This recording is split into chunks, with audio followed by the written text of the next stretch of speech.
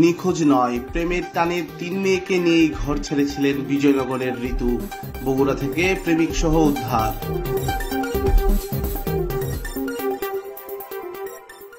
বিজয়নগরের বাবার বাড়ি থেকে আখাউড়ায় স্বামীর বাড়ি ফেরার পথে ৩ শিশুকন্যা সহ নিখোঁজ গৃহবধূ খালেদা আক্তার ঋতুকে বগুড়া থেকে উদ্ধার করেছে পুলিশ। এ সময় ঋতুর সঙ্গে থাকা প্রেমিক মেহেদী হাসানকেও আটক করা হয়েছে।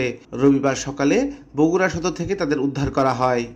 বিজয়নগর থানার ওসি মোহাম্মদ আসাদুল ইসলাম জানান, গত ৬ মাস ধরে মোবাইল ফোনের মাধ্যমে বগুড়ার মেহেদী হাসান নামে এক তরুণের সঙ্গে ওই গৃহবধূর প্রেমের সম্পর্ক গড়ে উঠেছিল। শুক্রবার মেহেদী হাসান ব্রাহ্মণবাড়িয়ায় আসেন।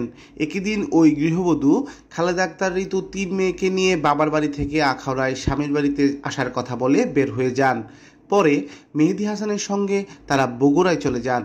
ওসি আরও জানান, নিখোঁজের ঘটনায় শনিবার বিকেলে বিজয়নগর থানায় একটি সাধারণ ডায়েরি করেন গৃহবধূর বাবা। পরে পুলিশ তদন্ত শুরু করলে তাদের বগুড়া থেকে উদ্ধার করা হয়। প্রেমিক মেহেদী হাসান ও নিখোঁজ ৩ সন্তান সহ গৃহবধূ পুলিশের হেফাজতে রয়েছে।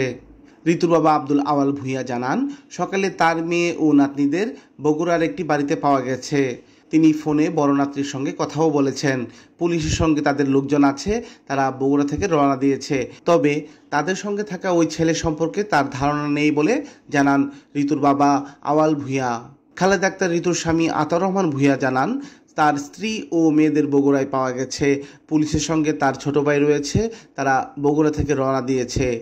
এর আগে শুক্রবার বেলা 11:30টার দিকে বাবার বাড়ি থেকে স্বামীর বাড়ি ফেরার পথে ৩ শিশুকন্যা সহ নিখোঁজ হন খালেদা আক্তার ঋতু। নিখোঁজ গৃহবধূ খালেদা আক্তার আখাউড়া দক্ষিণ ইউনিয়নের দ্বিজয়পুর গ্রামের আতাউর রহমান ভূঁইয়ার স্ত্রী। ঋতুর বাবার বাড়ি বিজয়নগর উপজেলার মিরাসানি গ্রামে।